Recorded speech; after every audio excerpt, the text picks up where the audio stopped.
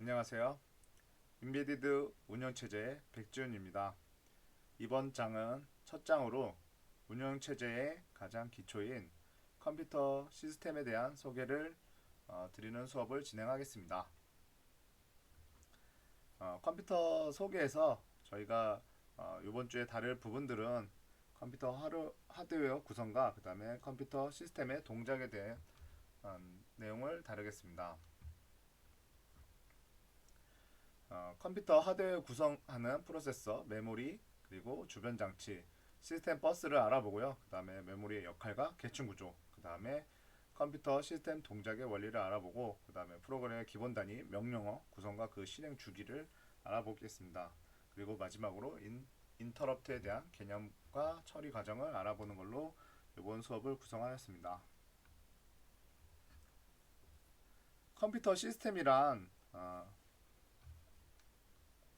컴퓨터 시스템이란 기본적으로 하드웨어와 그 다음에 소프트웨어로 구성된다고 모두들 알고 계실 겁니다. 예, 그래서 뭐 그렇게 여러분들이 여태까지 하고 있던 수업들이 요 구조로 다 구성되어 있기 때문에 크게 어려움은 없을 것 같습니다.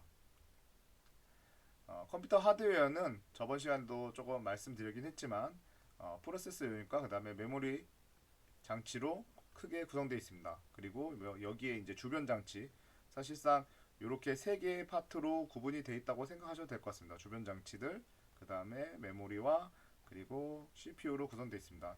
사실 이거보다는 더 복잡하게 구성이 되어 있습니다. 뭐 우리가 알고 있는 PC를 조립해 보시면 알겠지만 메인보드가 있고요. 메인보드 안에 이제 CPU도 꽂히고요. 그리고 여기에 이제 램도 이렇게 뭐 끝일 것 같고, 그다음에 그래픽 카드, 네, 아마 이렇게 구성하고, 그다음에 이 외부로는 어, 어, 키보드랑 뭐 모니터, 마우스 등등 이제 외부 장치들을 이제 구성합니다. 그래서 이렇게 구성되어 있지만 사실은 우리가 컴퓨터 구조를 다루는 수업이 아니다 보니까 이렇게까지는 심도 있게 나가진 않고요. CPU와 좀 어떻게 보면은 이 크기를 되게 한정적으로 좀 줄인 거죠. 그래서 설명하기 좋게 하기 위해서 CPU와 그 다음에 메모리로 구성하고 있습니다. 그리고 그 연결 간의 사이에는 시스템 버스, 사실 뭐 시스템 버스든 거의 다 모든 얘기를 이제 버스를 하죠. 연결되는 장치들을 버스로 얘기합니다. 그래서 제가 뭐 여기서 컴퓨터 구조적인 내용들은 이제 좀 줄이려고 합니다. 그래서 뭐 롬이라든지 그다음에 마더보드에 동작하는 그런 내용들은 좀 빼고, 그다음에 우리는 진짜 CPU의 동작과 그다음에 메모리의 동작, 이게 가장 중요하고, 그다음에 이 사이에서 OS가 어떻게 운영을 하고 있고 어떻게 동작하고 있는지, 네, 제가 알고 있는 지식을 기반으로 좀 설명을 드리도록 하겠습니다. 일단은 프로세서, 우리가 이제 CPU라고도 얘기하고요. 용어는 다양하게 있습니다. 뭐 컨트롤 프로세스 유닛이라고도 하는데요. 이 CPU 말고도 중앙 처리 장치에는 뭐 MCU라고도 부르기도 하고요. MPU라고도 하고요. 그다음에 뭐 애플 같은 경우는 뭐 자기 AP 뭐 이런 식으로 쓰기도 하죠. AP라고 하나요? 뭐 애플 잘 모르겠지만 이런 식으로 용어도 여러 가지들이 이제 중앙 처리 장치들의 용어들을 많이 이렇게 존재합니다. 그래서 어, 여기서는 이제 CPU 안에 어떻게 구성되어 있는지를 나타내는 것을 보여주고 있습니다. 그래서 레지스터, 우리가 제가 저번 시간에 좀 중요하게 말씀드렸던 레지스터가 존재하고요. 그 다음에 연산 장치, 이건 계산하는 장치를 얘기하는 겁니다. 그리고 그것들을 이제 컨트롤하는 데 필요한 사실은 이게 정확하게 설명드리려면 되게 다양한 기능들이 많이 들어 있습니다. 그래서 이거를 설명드리기가 정확하게 뭐 세분화해서 설명드리기가 좀 복잡하다 보니까 요거를 그냥 크게 큰 그림으로 이렇게 구성하고 있습니다. 사실은 그리고 CPU 안에는 저희가 알고 있듯이 캐시도 들어있긴 합니다. 뭐 L1 캐시, L1, L2, 뭐 요즘 L3까지도 들어있긴 한데요. 뭐 이런 것들은 이제 축소해서 설명하다 보니까 그좀 빠진 부분이 있는 것 같습니다. 이 책이 좀 옛날 자료를 좀 기반으로 하고 있다고 전 좀 생각이 되기 때문에, 네, 아직 최신의 뭐 업데이트가 된 것 같지는 않습니다. 어쨌든 그림들이나 이런 것들이죠. 뭐 내용들은 저희가 몇십 년 동안 해오던 이런 작업이다 보니까 OS라는 게 크게 변화가 없습니다. 그래서 기본적인 것만 알고 이제 새로 변화되는 것들은 따로 이제 또 공부를 해야 될 그런 필요성이 있을 것 같습니다.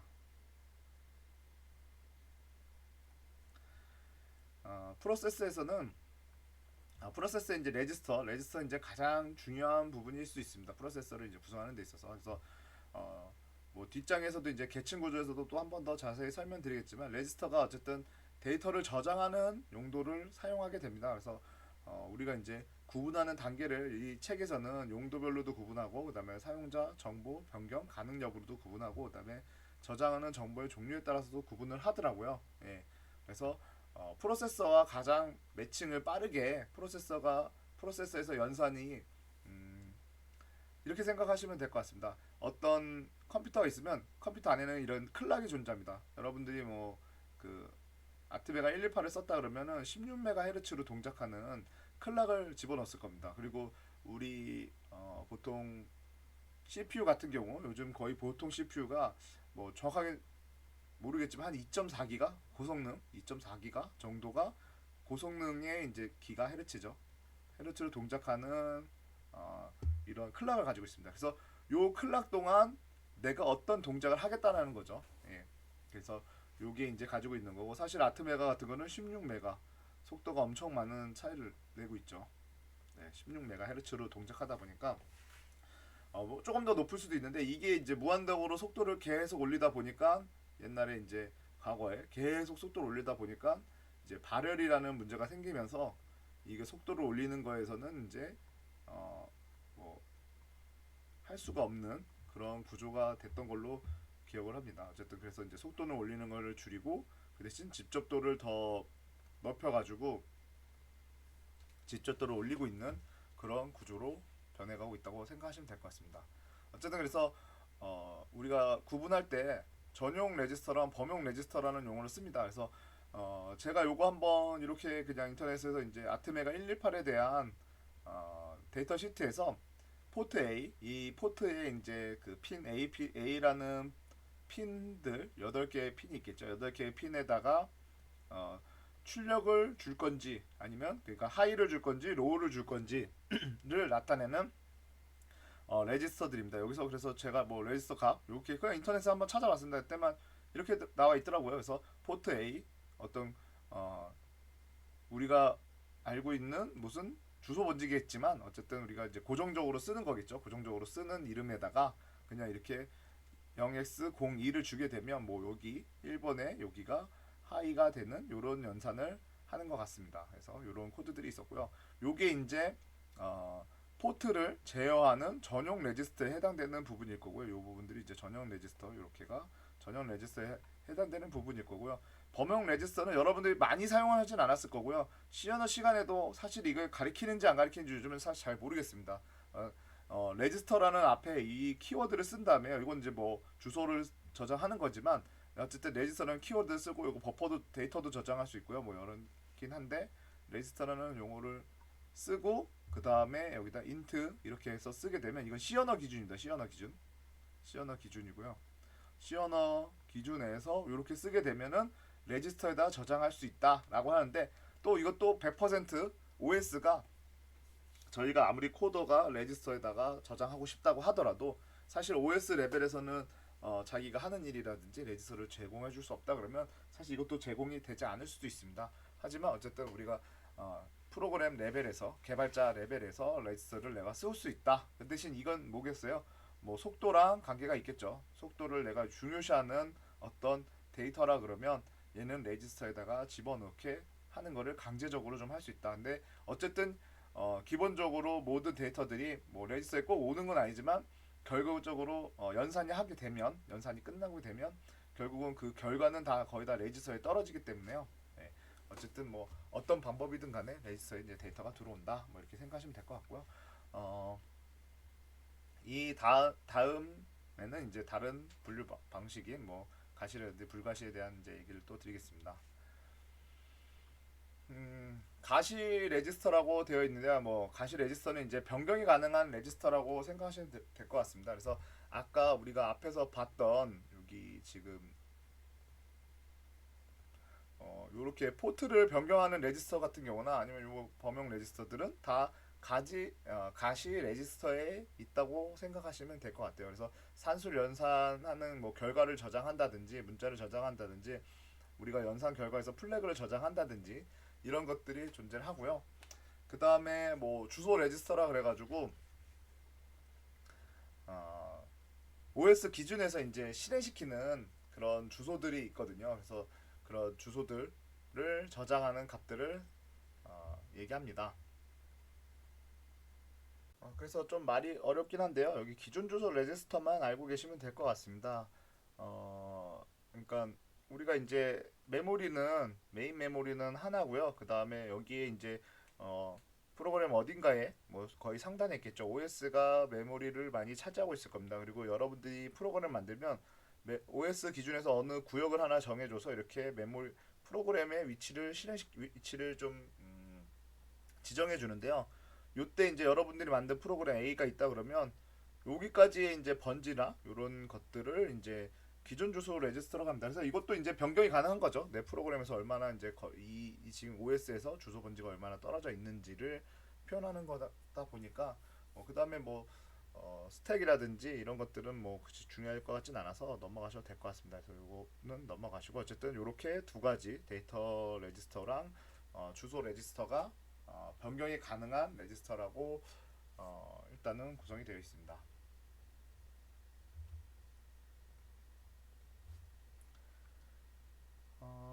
그 다음에 이제 불가시 레지스터인데요.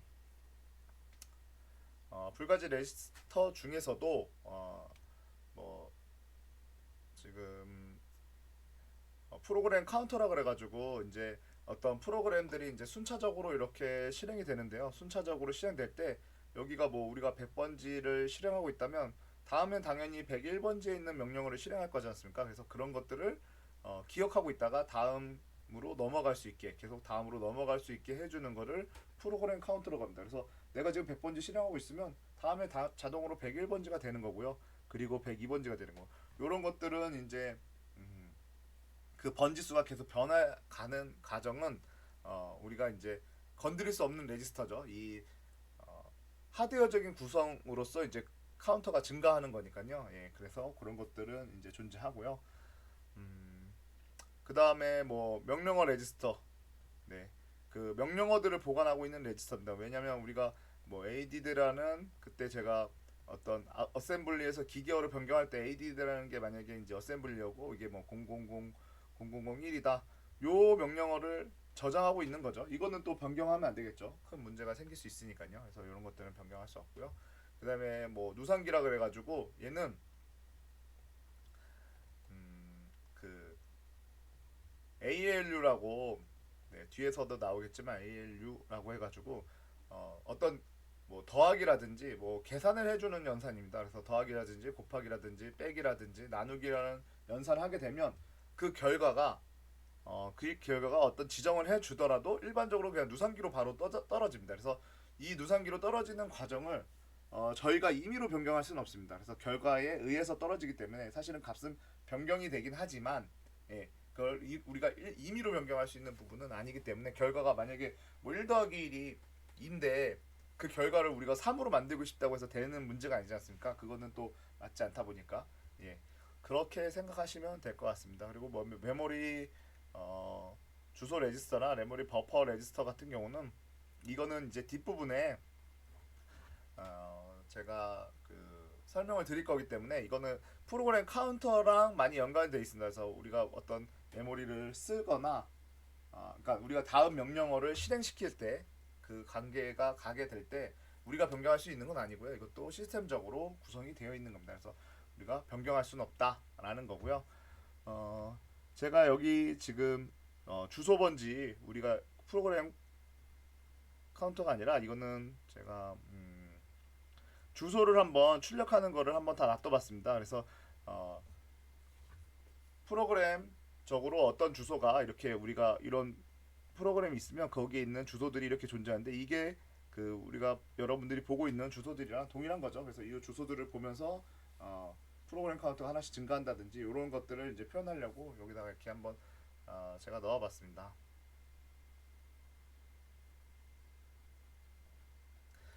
프로세스 내부인데요. 이 프로세스 내부에는 이렇게 모듈들이 이제 구성이 되어 있습니다. 그래서 여러분들이 이 구조를 좀 다 알 수는 없고 저도 사실은 컴퓨터에 대해서 이게 너무 빠르게 발전하고 있지 않습니까? 그래서 이거는 좀 옛날 구형이긴 하지만 저희가 어쨌든 공부하는 데 있어서는 크게 지장은 없어서 어떤 뭐 아트메가 128이라든지 아니면 지금 최신의 인텔 뭐 i 뭐 7이라든지 아니면 뭐 암의 최신 코어라든지 이런 것들도 거의 기본적인 틀은 동일하게 가져가고 있습니다.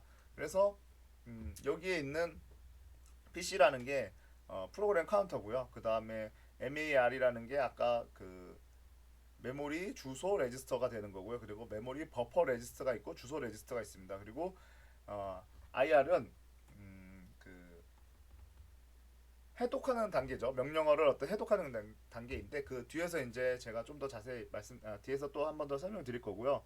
그 다음에 어떤 계산이나 이런 것들을 실행하는 부분이 ALU입니다. 그래서 ALU에서 계산이 되고 나면 그 데이터가 누상기인 ACC라는 곳으로 이제 저장이 되는 거죠. 이게 다 레지스터들이죠. 그래서 뭐 메모리 주소 레지스터는 내가 어떤 그 메모리 번지에 여기 번지를 내가 읽고 싶다. 여기가 뭐 100번지다. 100번지를 읽고 싶다면은 100번지 값에 저장이 되는 거고요. 그리고 버퍼 레지스터는 여기에 있는 저장되어 있는 명령어가 다시 버퍼로 들어오는 과정입니다. 그래서 요 과정들은 좀 더 상세히 설명을 추가로 또 드릴 거니까요. 그 뒤에 가서 한 번 더 얘기하시면 될 것 같습니다.